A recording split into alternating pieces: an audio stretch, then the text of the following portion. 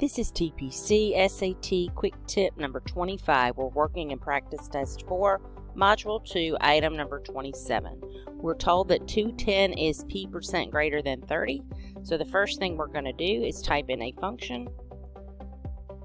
We'll start by typing a function of p, so f of p equals, and then starting with 30, we're going to add p% of 30. So to do that, just type p divided by 100, that's p%, and then multiply it by 30.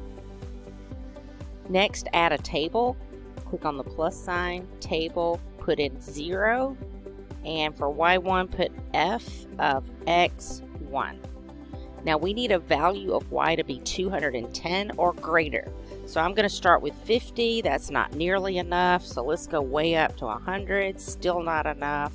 How about 400? Not enough. How about 800? Alright, that's over 210. Click the plus sign, and you should see a line in your graph. Now scroll down to the next row of your table, and then we're going to put in y equals 210. Click on the graph to see where they cross, and the answer is 600. So the value is 600.